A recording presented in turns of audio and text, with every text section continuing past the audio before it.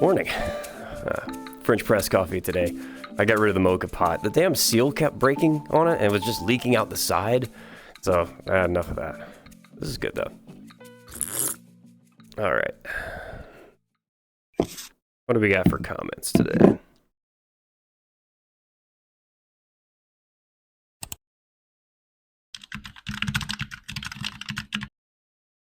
So if you've seen any of my videos, you might be wondering to yourself, like, how the hell is he even doing any of this?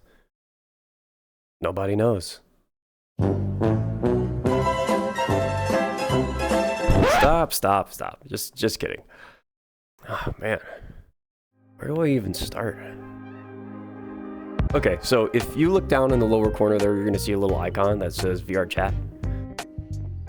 That's what this is. That's everything you're looking at right now is VRChat. VRChat is a video game / chat client that you can get on Steam. And even though it's called VRChat, you don't need a VR headset to play it. We play it in desktop mode, and it basically just plays like a first-person game. When you play, you pick an avatar to represent yourself, find a world to hang out in, and use a mic to talk to people. In this mode, your avatar will pretty much just stand there and walk around when you move, but not really animate a whole ton. They kind of just stand there like a mannequin, like, you know, rigid and weird looking. But, you know, it gets the point across. When you move the mouse around, the head turns and all that, so it's okay. If you do have a VR headset, then your head and the controllers you're holding in each hand are tracked in 3D space. So it translates your natural body movements in a really kind of realistic way. And then when you're in the room talking to other people, it feels like you're really there. It just comes across a lot more personable than, you know, other stuff. I mentioned tracking, and that is a key thing here.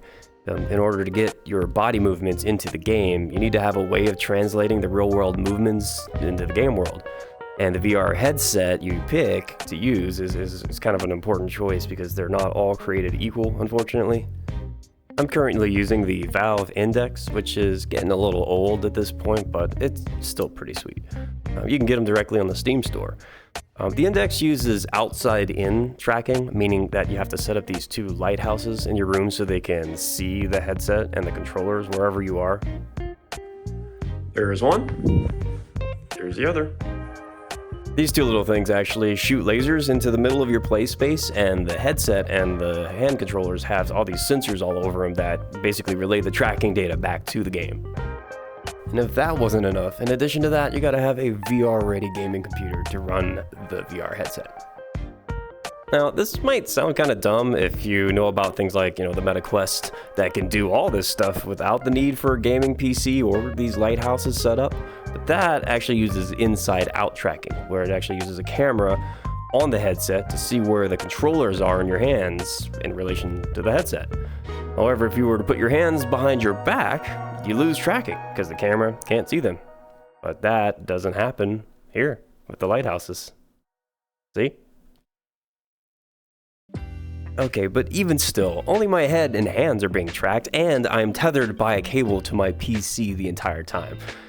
Why would I choose this over a wireless Quest 3? That is where these little babies come in. This is an HTC Vive Tracker. These things are tracked just like the controllers in 3D space, and in VRChat can give you full body tracking. Once you attach them to an adjustable belt, one can go on your waist and then one can go on each foot. Now, instead of your avatar's body shuffling around trying to stay under wherever your head is, the body's actually animated way more closely to what you're actually doing in real life. it doesn't stop there either. If you have a VR headset that supports eye and face tracking like the Meta Quest Pro or the Vive Pro Eye, you can get way more realistic expressions out of your avatar. Like, I actually borrowed the Vive Pro Eye from work just to test this out. Now, obviously, I borrowed it, so I can't keep it to do these kind of videos, but I do hope to upgrade to something that has that in the future. But not only that, they have the Vive Ultimate Trackers now that they made for standalone headsets like the Quest.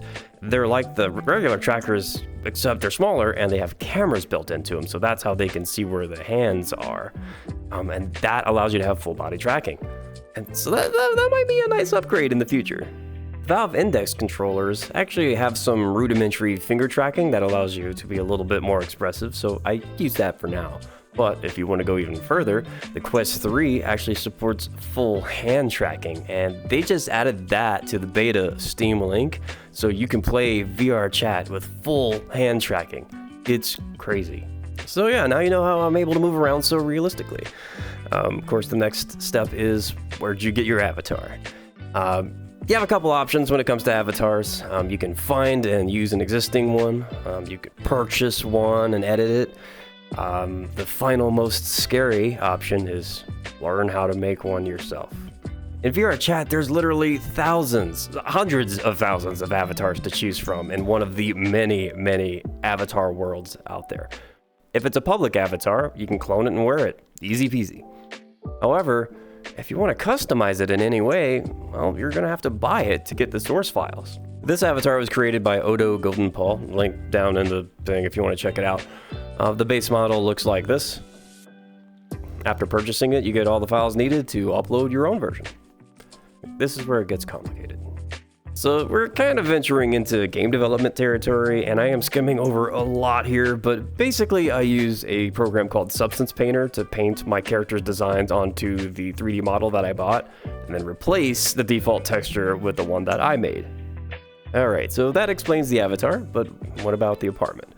Well, if you're wanting to record your own VRChat videos, you do not have to do this. You can record in any of the near infinite amount of worlds that are already out there, but if you want to have some more control over the environment, you're gonna have to make your own world.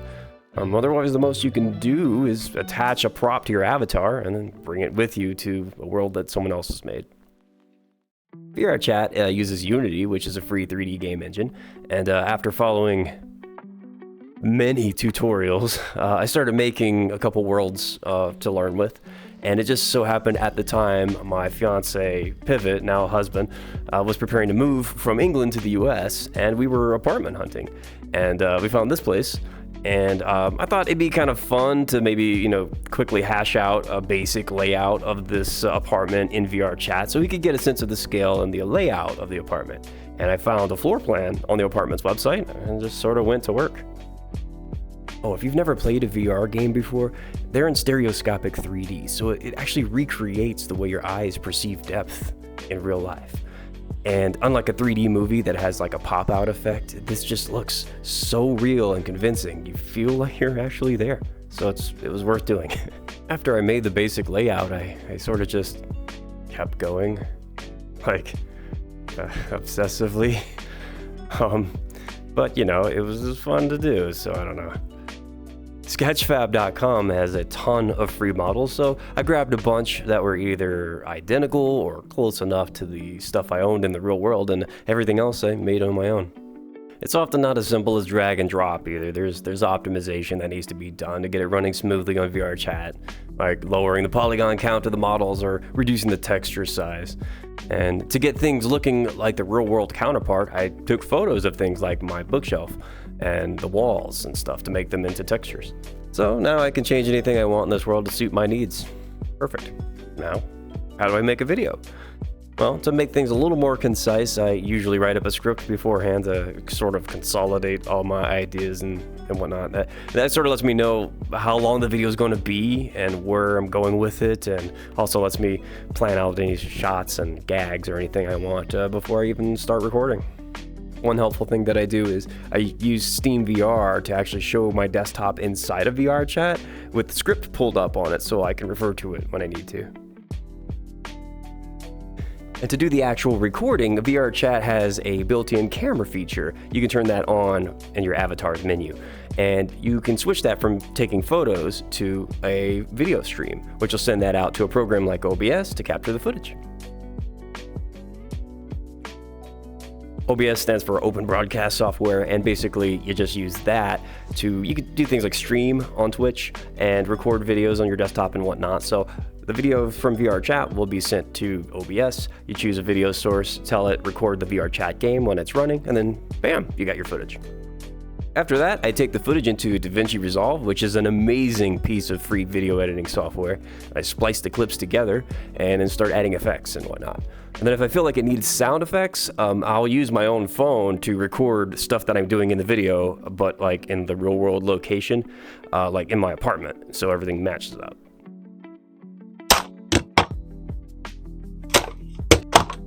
Once that's in, I look for some copyright-free music to put into the video, usually from YouTube Studio or StreamBeats by Harris Heller. It's pretty good.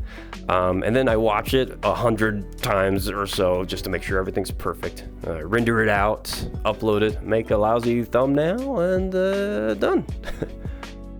Well, I wanted to keep that from becoming a tutorial, but I sort of just kept slipping right back into it anyways. Hopefully it was entertaining, and if you did like what you saw, please be sure to gripe, vomit, and subscribe. You know what I mean. I have a Discord now. You can join the server, link in the thing. Come hang out and say hi.